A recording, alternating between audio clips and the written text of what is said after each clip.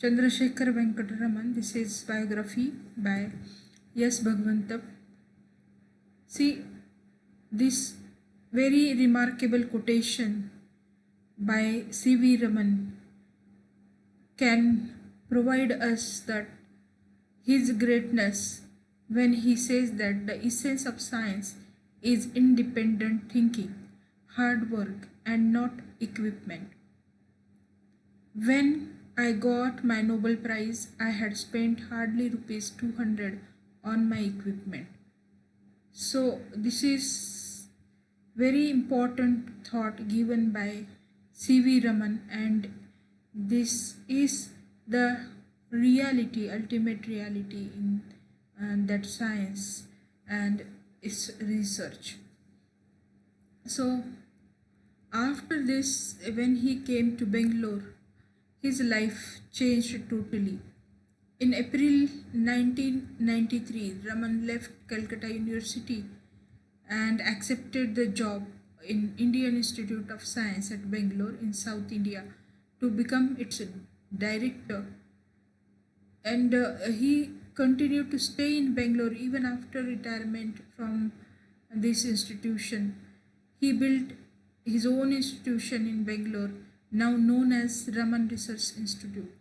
He used to make frequent references to the beautiful environment which the city provided and seldom moved out of Bangalore during his last years. So this is his stay at Bangalore, and then what he did in Bangalore. First of all, he accepted the job of directorship, but later on, due to some clashes or difficulties between Raman and the management of this institution, he resigned the post of director and accepted the job, just continuing as a professor of physics, and this he did till 1949. So his presence there for over 15 years was responsible for the establishment of an excellent school of physics in South India. He trained a band of very good scientists, several of whom are today holding important positions all over the country. So this is contribution of Raman at the Indian Institute of Science. So one cannot fail to notice that he joined this institute almost immediately after discovering the Raman effect, and he was awarded at that time Nobel Prize for physics. So his scientific interest, we can see here that his one of the areas in which he made significant contribution during the early years of the work at Indian Institute is on diffraction of light by high frequency sound waves. So several papers relating to this he published, and it is actually the great contribution of his to that world of science. Professor Raman frequently adopted this type of research methods in his life. So during that period, he started work on a special type of X-ray reflections. He found that when a beam of X-rays traverses a diamond plate, that planes of tile crystal exhibit well-defined reflections of moleculometric X radiation. So this is what he wanted to suggest through his research with diamonds. So many areas he covered, notably in optics for his research. And besides problems in light scattering and Raman effect, which were being studied on a continuing basis, constituted a part of the regular program of his laboratory. So Indian Academy of Science and his contribution to this academy. This academy actually is it was established at Bangalore, and Professor Raman took steps in the year 1934 to establish an academy having distinguished men of science drawn from various parts of India and who were active participants in research work as its foundation fellows. He was elected founder president and continued to be elected president of Academy until his death. So this is his contribution to that research of India. So Bangalore was chosen as headquarter of this academy, and there has been no parallel in the history of scientific periodicals in India to the unfailing regularity with which that proceedings of the academy were issued month after month during the 35 years of Raman's association with the academy as the president. This is that major contribution that journals and periodicals were published by this academy for 35 years. The Indian Academy of Sciences and proceedings issued on behalf of academy have been two noteworthy aspects of Indian science during the past 3 decades. So he here gives us that major contribution of this academy. Then Raman Research Institute. After Indian Institute of Sciences, Raman established his own institution, which is called as Raman Institute, Raman Research Institute. So he collected some private benefactions during his tours in different parts of India, and sufficient for the cost of modest building. Later on, he established this building in 1949, and he gave the title to that building as Raman Research Institute. And this research institute, with Raman as a director and a small number of research assistants, began functioning in 1949. So many additions were done by C.V. Raman. He himself contributed a lot, giving valuable equipment, valuable immovable properties for the use of benefit of institute to enable it to function as an independent organization. So the institute, known today as the Raman Research Institute by the name of the founder director Sir C.V. Raman, stands on elevated site and amidst beautiful surroundings from with a panoramic view of the city of Bangalore. So what is there in this institute? If you go and visit, you can get that live scenario. The first floor of the main building in the institute is occupied by museum, the library and lecture theatre. The ground floor contains some research laboratories, a study room and an office for the director. The museum consists of a very impressive collection exclusively made by Sir C.V. Raman of minerals, crystals, birds, butterflies, fossils, great many other items of scientific interest. Anyone going through this museum will not fail to be impressed by his extraordinary interest with natural objects always evoked in C.V. Raman. So he was really a great naturalist.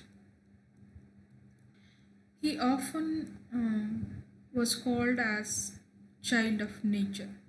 So it's very important for us to remember this thing. So his interest in diamonds is also very significant.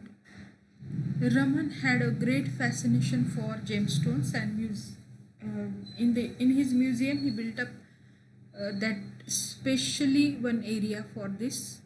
And in this research institute, it contains some priceless specimens for study and research. In particular, his interest in study of diamond, of its remarkable physical properties and of its structure, has more or less a lifelong involvement with him. So it's very point to be noted. In the museum at Raman Research Institute today also several hundreds of diamonds are there, some in their natural condition, some cut and polished, and some cleavage plates, all of which altogether make up a unique collection, probably unparalleled anywhere in the world as a laboratory acquisition. So it's very that outstanding thing one should know about.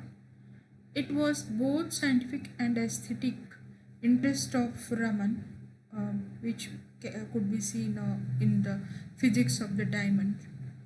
So in his collection present a diamond of this kind which emits enough light in a dark room under ultraviolet radiation to enable newspaper held close to it to be read. So this is how that one diamond is there which emits light, enough light that we can read even newspaper in this light. So this is one of the greatest amusing thing you can see in that museum. So couple of years before his death, he spent a great deal of time studying the geography and geology of the Krishna Valley and of the rivers that flow in and around it, because it has been known that at one time 60,000 people were engaged in diamond mining operations in that area. So he concluded that the story of diamonds in Krishna Valley need not to be treated as a closed chapter having only historical interest. On the other hand, he felt that it may well prove to be a subject of practical importance. So the student of geology can go and visit the place to extend the research in that area. So isolation from other scientists is how he was lonely in his last few years of life. So he was generally critical of the post-independence scientific efforts in India, but became strongly so as time went on and bitterly complained against the growing dependence of Indian scientists on foreign institutions for their equipment and support and even for their ideas. So he disliked this thing that Indian young men who are going to other nations and building their scientific careers.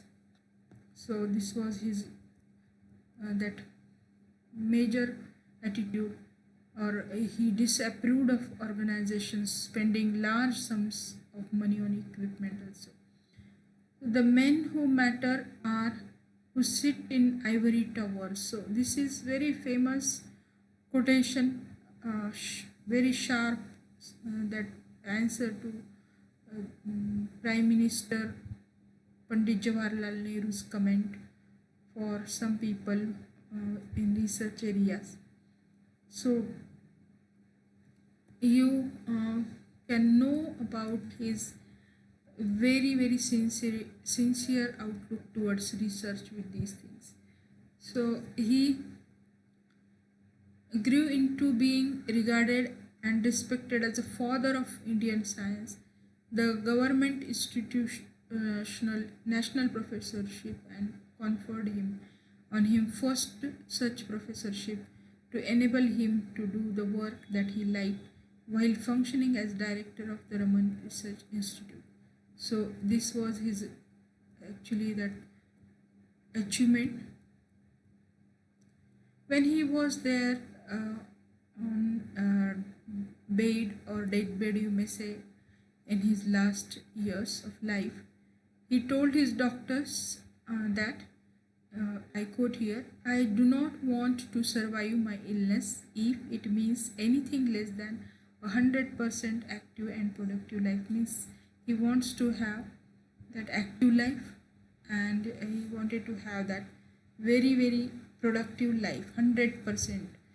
So even means when a few days back when he actually was working, so less than a couple of months before his death, you may say, he went up that the first floor of Raman Research Institute like a young schoolboy.